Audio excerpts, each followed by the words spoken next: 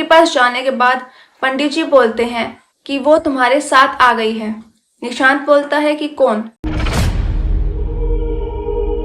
Hello guys, welcome to my YouTube channel. मेरा नाम है प्रिया और आज की स्टोरी होने वाली है महाराष्ट्र के नागपुर की, जहां साहिल को अपने क्रिश्चियन दोस्त की क्रिसमस पार्टी पर जाना था, लेकिन उसके साथ ही उसे अपने दोस्त को मिलने के लिए हॉस्पिटल भी जाना था, जिसका एक्सीडेंट हो गया था और वो हॉस्पिटल में एडमिट था। वो अपने क्रिश्चियन दोस्त को बोलता है कि मैं यहाँ पर सिर्फ 11 बजे तक ही रुक पाऊंगा, उसके बाद मुझे अपने दोस्त अनु को देखने जाना है। साहिल क्रिसमस पार्टी में पहुंच जाता है और वहां जाकर वो पार्टी एंजॉय करने लग जाता है। वहाँ उसके बाकी दोस्त भी मिलते हैं और बात करते हुए उसे टाइम का पता ही नहीं चलता है। फिर एक दोस्त अनु के बारे में पूछता है कि अब उसकी तबीयत कैसी है, क्या तुम उससे मिले हो? तभी साहिल को ये ध्यान आता है कि मुझे तो अनु से मिलने जाना था। वो अपने फोन में टाइम देखता है, उस टाइम पर रात के 12:30 बज चुके थे। वो उनको बोलता है मुझे तो अनु को मिलने के लिए हॉस्पिटल जाना था, इतना लेट हो गया, चलो मैं चलता हूँ। साहिल ने खाना पहले ही खा लिया था। उसने खाने में मिठाइयाँ, केक और बाकी खाना खाया था। वो अनु के लिए भी कुछ मिठाइयाँ ले जाता है। वो हॉस्पिटल पहुंचता है। वहां जाकर पार्किंग में अपनी बाइक पार्क करता है। लिफ्ट से वो 7th फ्लोर पर जाता है, जहां पर अनु एडमिट था।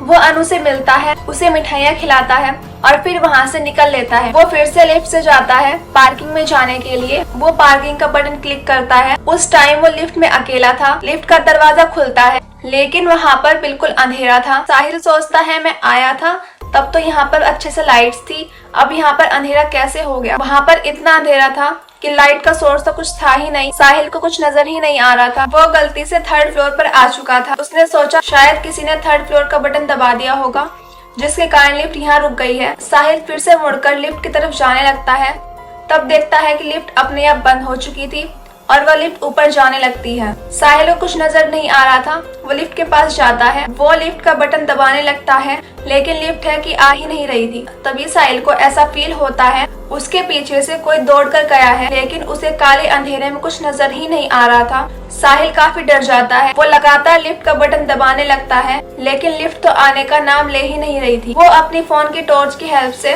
थोड़ा आगे जाता है। तभी वो देखता है कि लिफ्ट नीचे आ चुकी है और उसका डोर अपने आप खुल चुका है। वो लिफ्ट की तरफ जा ही रहा था कि वो देखता है कि उसके साइड से फिर से कोई भागता हुआ गया है, लेकिन उसे नजर कुछ नहीं आ रहा था। वो लिफ्ट फिर से बंद हो जाती है और ऊपर की ओर चली जाती है। साहिल ये देखकर हैरान था कि ऐसा यहाँ पर कौन है जो लिफ्ट से आ जा रहा है, लेकिन मुझे नजर नहीं आ रहा है। साहिल ये डिसाइड करता है कि मैं अब ये फुटस्टेप का फॉलो करूंगा कि आखिर यहाँ पर है कौन। साहिल को फिर से फुटस्टेप की आवाज आती है। वो उसको फॉलो करते हुए जाता है। तब वो देखता है कि वो एक रूम के सामने आ चुका है। वो अपने फोन की फ्लैशलाइट से देखता है, अंदर से एक औरत के रोने की आवाज आ रही थी और उस गेट से उस औरत का फेस दिख रहा था। वो साहिल को बोलती है कि मुझे यहाँ से निकालो, मैं यहाँ पर फंस चुकी हूँ, मेरी जान बचा लो। साहिल ये देखकर डर जाता है कि ये औरत यहाँ पर कैसे फंसी हुई है, क्या किसी ने इसे बंद कर दिया है? साहिल अपने फोन की टॉर्च से कहीं और देखने की कोशिश करता है और तभी वो फिर से उस तरफ देखता है। वो औरत वहाँ से गायब थी। अब साहिल के पसीने छूटने लगे थे। साहिल को कुछ समझ नहीं आ रहा था। उसे बस एक लिफ्ट ही नजर आ रही थी। लिफ्ट ये साहिल के पास आ जाए, वो लिफ्ट से किसी तरह इस फ्लोर से पीछा छुड़ा ले। साहिल फिर से लिफ्ट की तरफ चला जाता है। तभी वो नोटिस करता है जिस रूम में वो औरत रो रही थी, उस रूम का गेट खुलता है। उस फ्लोर में पहले ही इतना अंधेरा था और वह लिफ्ट भी ऊपर से नीचे आ ही नहीं रही थी। तब वो मन में हनुमान जी का नाम लेने लगता है, क्योंकि उसकी श्रद्धा हनुमान भगवान में बहुत ज्यादा थी। वो उनको बहुत माना करते थे। जैसे ही वो हनुमान चालीसा पढ़ने लगता है, लिफ्ट ऊपर से अपने आप नीचे आने लगती है और वो फुटस्टेप की आवाज भी अब बंद हो चुकी थी। जैसे ही लिफ्ट नीचे आती है, साहिल उसमें जाता है और जल्दी से पार्किंग एरिया में पहुंच जाता है। पार्किंग एरिया से वो जल्दी से अपनी बाइक लेता है और अपने घर चला जाता है। वो एक जॉइंट फैमिली में रहा करता था। वहाँ पर उसका कजन और उसका रियल ब्रदर होता है हर्ष और निशांत। हर्ष साहिल का रियल ब्रदर था और निशांत उसका कजन था। उन दोनों को अपनी सारी बातें बताता है। निशांत को कहीं ना कहीं इन हॉरर चीजों में उसका बहुत इंटरेस्ट था। वो ये सारी बातें ध्यान से सुनता है और कुछ रिएक्ट नहीं करता है। उसे ऐसी जगह पर एक्सप्लोर करना बहुत ज्यादा पसंद था। कुछ दिनों बाद हर्ष और निशांत उस हॉस्पिटल के पास से ही जा रहे थे तब निशांत को फिर से वो इंसिडेंट याद आता है जो कि उनके बड़े भाई साहिल के साथ हुआ था। वो हर्ष से बोलता है कि चलो एक बार हम ट्राई करते हैं, वैसे भी दिन का टाइम है, अभी क्या ही होना है। हर्ष भी सोचता है कि दिन के टाइम तो भूत कहाँ ही आते हैं, चलो इस टाइम ही उस हॉस्पिटल को एक्सप्लोर किया जाए और देखते हैं कि वहाँ पर सच में कुछ है या नहीं। वो उस हॉस्पिटल के अंदर जाते हैं। उन्होंने डिसाइड किया था कि वो लिफ्ट से ना जाकर स्टेयर से ऊपर जाएंगे। वो स्टेयर से फर्स्ट फ्लोर पर पहुंच जाते हैं। वहाँ पर सब कुछ नॉर्मल था, ऐसा कुछ भी अब नॉर्मल उन्हें नजर नहीं आ रहा था। फिर वो जाते हैं सेकंड फ्लोर पर और जैसे थर्ड फ्लोर पर जाने की बारी थी, हर्ष पीछे था, निशांत आगे था। स्टेयर्स ऐसे मुड़ते हुए जा रही थी, तो हर्ष तो नीचे वाली स्टेयर्स पर था और निशांत ऊपर वाली स्टेयर्स पर था। वो आगे चल रहा था। जैसे ही वो थर्ड फ्लोर पर पहुंचने वाला होता है, उसे किसी के घुर्राने की आवाज आने लगती है। वो देखता है कि दिन के टाइम पर भी इस फ्लोर पर इतना अंधेरा कैसे है। वो और ऊपर जाता है तो उसे ऐसा फील होता है जैसे कोई औरत चलकर उसके पास आ रही है, लेकिन अभी तक उसे कुछ नजर नहीं आया था। वो थोड़ा और आगे जाता है, फिर उसे एक औरत की परछाई नजर आती है और वो परछाई उसके पास ही आ रही थी। हर्ष को ऐसा कुछ भी पता नहीं था क्योंकि वो निशांत से काफी पीछे था। उसे पहले ही डर लग रहा था। डर तो निशांत को भी लग रहा था, लेकिन उसे ये सब एक्सपीरियंस करने में भी काफी मजा आता है, इसलिए वो आगे था ताकि उसे सबसे पहले कुछ हॉरर एक्सपीरियंस मिले। और उसे हॉरर एक्सपीरियंस मिलने वाला ही था। वो औरत जैसे ही और नजदीक आती है, वो देखता है उस औरत का चेहरा काफी डरावना था। उसकी आंखें खून से भरी हुई थी। उसके बिखरे हुए बाल, वो नॉर्मली नहीं चल रही थी, वो दीवार से चिपक चिपक कर उसके पास आ रही थी। ये देखकर ही उसके रोंगटे खड़े हो चुके थे, लेकिन फिर भी वो नीचे जाने को रेडी नहीं था। फिर वो औरत दीवार से चिपकते हुए सीलिंग के ऊपर चली जाती है। वहाँ जाकर वो रोने लगती है। निशांत वहीं पर जम चुका था।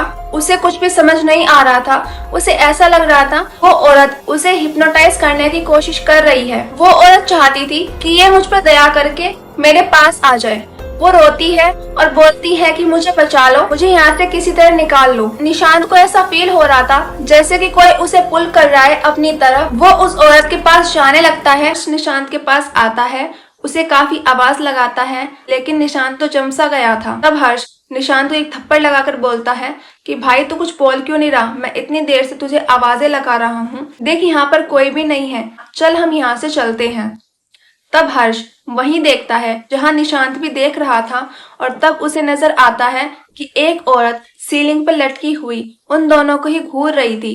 ये देखकर हर्ष काफी डर जाता है। वो बोलता है कि भाई यहाँ से जल्दी चल, नहीं तो हम बुरे फंसेंगे। हर्ष वहाँ से भागने लगता है।